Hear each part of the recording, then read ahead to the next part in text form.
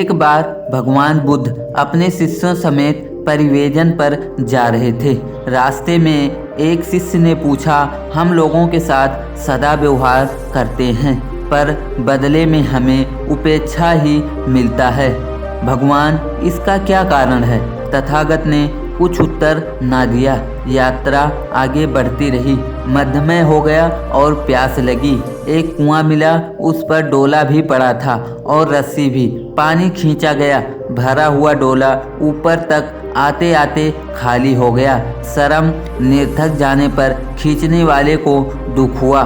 संयोगवश वह प्रश्न करता ही पानी खींच रहा था। उसने यहाँ भी असफलता भिन्नता कष्ट दे रही थी। तब भगवान बुद्ध ने कहा, तात, इस डोले में छेद है, सो कुएं, रस्सी, शर्म आदि सब साधन होने पर भी पानी छेद में होकर बह जाता है और तीर्थ लाभ से वंचित होना पड़ता है। प्रतिफल की इच्छा के छेदों के रहते मनुष्य की सेवा, साधना और प्रेम प्रतिवृत्ति भी संतोषदायक परिणाम उत्पन्न नहीं करती।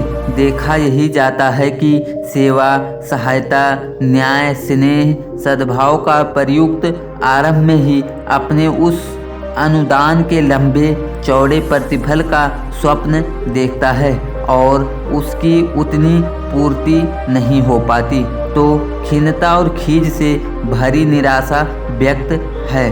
आशा के अनुरूप दूसरों की प्रशंसा या प्रतिदान मिलने की आकांक्षा लेकर उदारता या आत्मवीरता बरती जाए तो उसे छेद वाले डोले की तरह ही समझना चाहिए, जिसका अवशिष्ट परिणाम मिल सकना कठिन है।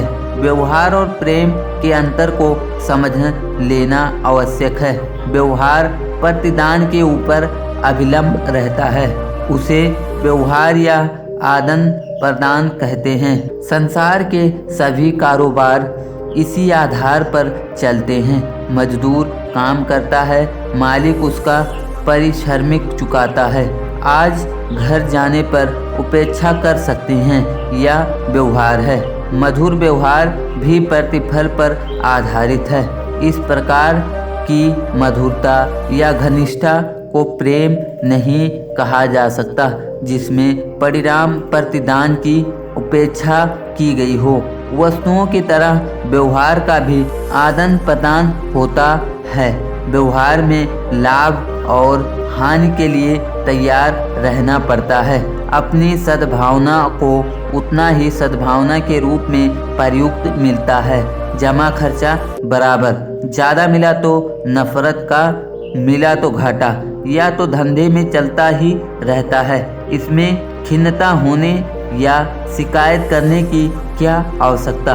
प्रेम इसमें ऊंची चीज है। वह ना किसी पर एहसान करने के लिए किया जाता है और ना प्रतिदान के लिए। प्रेम इस धरती का अमृत है और मनुष्य का प्राण। यह जितना ही विकसित होगा उतना ही सुख शांति की संभावना साकार होगी।